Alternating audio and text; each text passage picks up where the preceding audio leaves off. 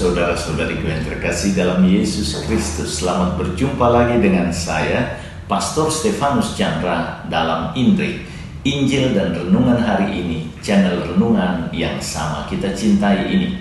Adapun tema renungan kita pada hari ini adalah hukum terbesar. Adapun perikopa bacaan Injil yang akan kita renungkan bersama diambil dari perikopa Injil Matius pasal 22 ayat 34 sampai 40. Saya berharap kita semua membaca perikopa ini bagi bekal hidup kita hari ini. Bapak Ibu saudara-saudariku yang terkasih, perikopa bacaan Injil kita hari ini sekali lagi mengangkat tema tentang hukum terbesar atau hukum terutama dalam iman kita, yakni hukum kasih.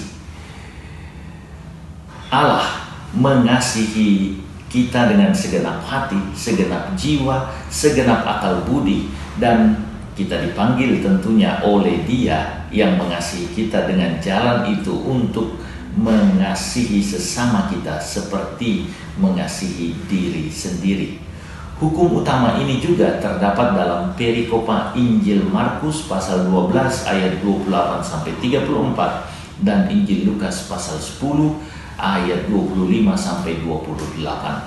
Perikopa Injil Matius pasal 22 ayat 34 sampai 40 yang menampilkan hukum ini menjadi sangat menarik dan sedikit berbeda dari dua paralel perikopa lainnya karena terdapat ayat 39 yang mengatakan dengan jelas, dan hukum kedua yang sama dengan itu ialah kasihilah sesamamu manusia seperti dirimu sendiri. Matius sebagai orang Yahudi dan mantan pemungut cukai sungguh mengalami penolakan dan bully dari saudara-saudara sebangsanya, terutama saat ia bekerja sebagai pemungut cukai. Matius yang jengah dan gerah dengan situasi tersebut. Ia secepatnya ingin keluar dari situasinya, tetapi tidak ada satupun dari saudara-saudara Yahudinya yang memberi jalan untuk keluar dari situasinya tersebut. Mereka hanya bisa menyalak, mempersalahkan Matius. Kasih Allah dalam Yesus yang memanggilnya untuk mengikutinya akhirnya memulihkan hidup Matius sebagai manusia Yahudi. Matius bukan hanya diselamatkan secara rohani spiritual, tetapi juga secara real dan sosial. Sebagai orang Yahudi, Matius tahu bahwa sebagian besar saudara Yahudinya memisahkan dengan ketat antara hidup religius, relasi dengan Allah, dengan hidup sosial, relasi dengan sesama.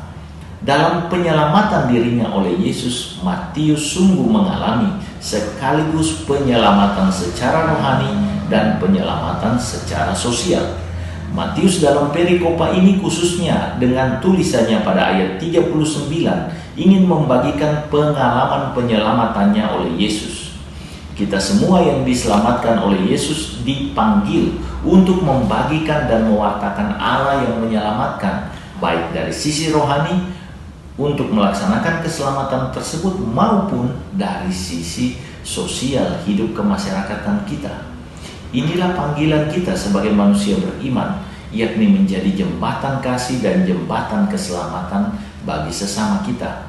Matius sungguh menyadari bahwa pemulihan dirinya sebagai manusia oleh Yesus termasuk dalam panggilan perutusannya untuk menyelamatkan sesamanya. Maka ia mau memperkenalkan Allah dan beriman kepada Allah kalau ia bisa menjaga ciptaan Allah yang teragung, yakni manusia. Mencintai Allah dapat dilakukan dan dilaksanakan melalui cinta kepada sesama. Semoga kita memuji Allah melalui pelayanan kepada sesama kita, kepada keluarga, kepada sahabat, dan terutama kepada sesama di sekitar kita yang sungguh membutuhkan uluran tangan kasih Allah melalui diri kita. Tuhan Yesus memberkati.